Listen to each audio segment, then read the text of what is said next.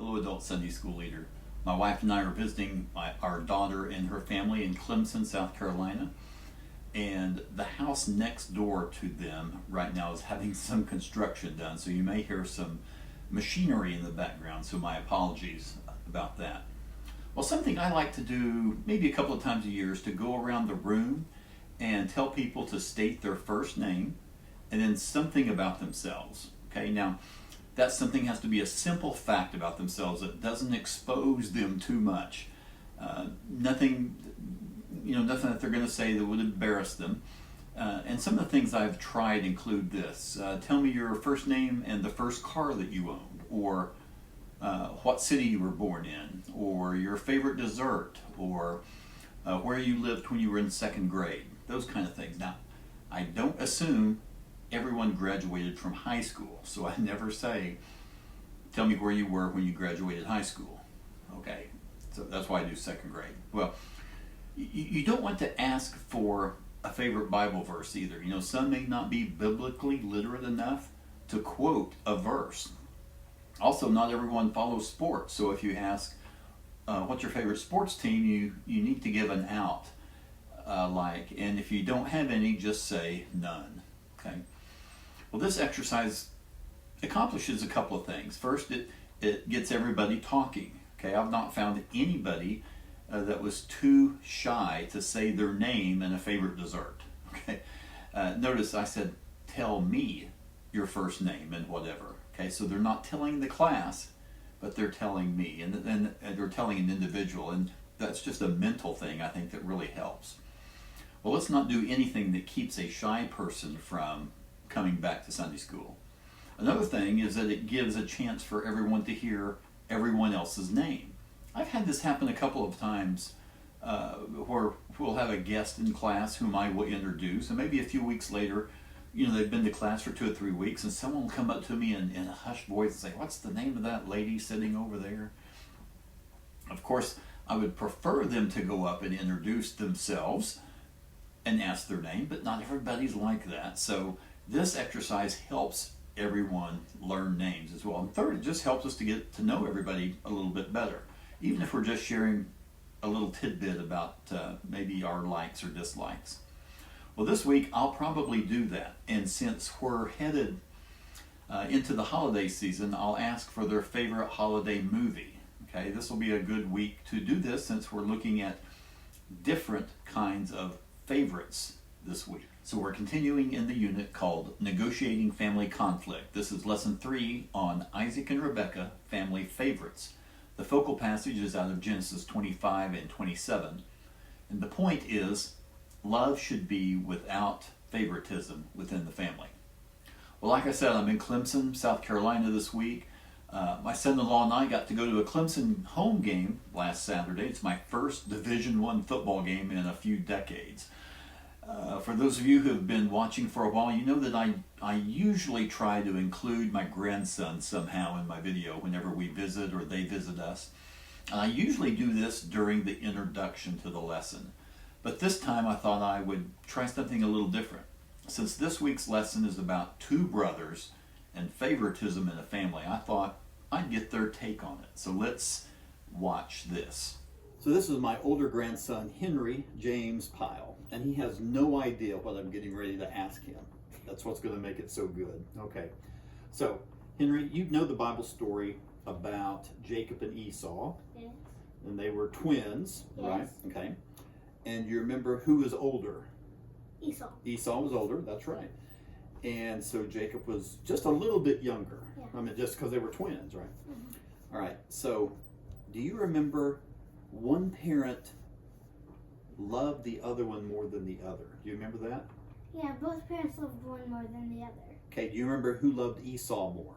Was it Isaac or Rebekah? Isaac. Isaac loved, I always get confused, Isaac loved Esau more and Rebekah loved Jacob more. Okay, now, here's the question.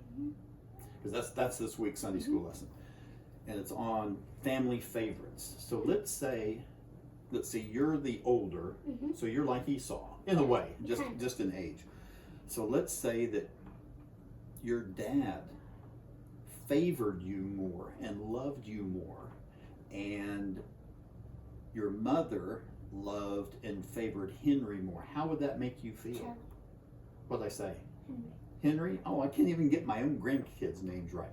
So your mother loved Charlie more than you, and your dad loved you and favored you more than Charlie. How would that make you feel? It wouldn't make me feel very good because I would want them to love us both the same. Mm-hmm. How do you think that would affect your relationship with Charlie? Well, I might. That's kind of hard. It is a hard question, but let's say Daddy favors you more and he gives you more attention, and Sarah loves and favors Charlie more. So when you want something, who are you going to go to? Daddy. You're going to go to Daddy. That's right. And when Charlie wants something, Mom. mm-hmm. But so, do you think that would affect the way that you and Charlie got along? Maybe. Because maybe one parent would do different things. Mm-hmm. And maybe Charlie would want to do something with Daddy, but then Daddy would want me better so that he would do something with me. Yeah, that's right. All right, well, thank you very much for that. So here is younger grandson, Charlie, and he's not heard what I've asked older brother, Henry. So here's the question, okay? Our Sunday school lesson is on Jacob and Esau, okay? They were twins. You remember that story? They were twins. And do you remember that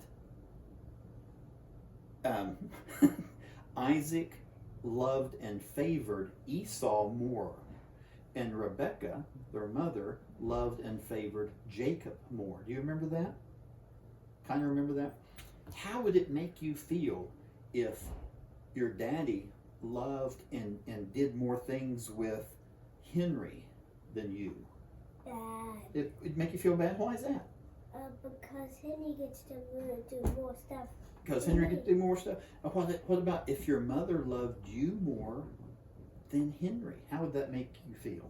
Still sad. Still sad? Why is that? Because Henry is the only brother I have. Henry's the only brother you have. That's right. Well, thank you very much, man. I appreciate your helping me. No. Yeah. All right. Well, thank you guys. I really appreciate my grandsons helping me out with that. It really helps that their parents have been telling Bible stories at bedtime their entire lives. Well, I'm not going to give much background on this week's lesson, but you can give as much as you think your class needs. There are lots of instances of deception and dysfunction in Jacob's family tree, both with his ancestors and his descendants. So, just a quick reminder here of the family tree. Abraham and Sarah had Isaac. Isaac grew up and married Rebekah. Isaac and Rebekah had Jacob and Esau. So that's what we're looking at here. So it was at age 40 that Isaac married Rebekah. And like Sarah, Rebekah had difficulty conceiving children. But after Isaac prayed to God, she conceived twin boys. And when the boys struggled within her, when she was pregnant with them, God told Rebekah that the sons within her would become the ancestors of two nations, with the older serving the younger. Well, that takes us to Genesis 25, verses 24 through 28. I find it interesting that though Esau was born first, you typically hear Jacob and Esau, not Esau and Jacob. Well, Esau was born first, of course, and was described as red and hairy. Well, the name Esau likely means hairy, while Edom, another name for Esau, means red. Jacob is born second, gripping Esau's heel as he's coming out. His name Jacob comes from the Hebrew word Yaakov. Now, do you know anyone with that name? How about this guy? Yakov Smirnov. He's that Jewish Ukrainian comedian who actually has a theater in Branson that's been there for about 30 years. Well, the Hebrew name Yaakov means he who grasps the heel, or supplanter, which really foreshadows Jacob's role in supplanting Esau's birthright and blessing. Now, by the way, my legal name, James, comes from the Greek equivalent of the Hebrew name Jacob. But I promise not to deceive you, at least not intentionally. Well, these two brothers were very different. You know, a couple of weeks ago we talked about Cain and Abel and their differences. And that week I also mentioned my two grandsons and their different personalities. These two are no different. Esau was a skilled hunter and a man of the field. He appears to have been active, aggressive, and rugged. On the other hand, Jacob was a quiet man. He was one described as dwelling in the tents. This suggests he was contemplative, domestic, in contrast to his brother. Well, in verse 28, we see where the trouble in the brothers' relationship was rooted in the parents. Sometimes kids act the way they do because that's just who they are, and sometimes, though, the root cause of their behavior can be traced back to what the parents did or didn't do. Have you ever seen that? Or maybe you've personally experienced that.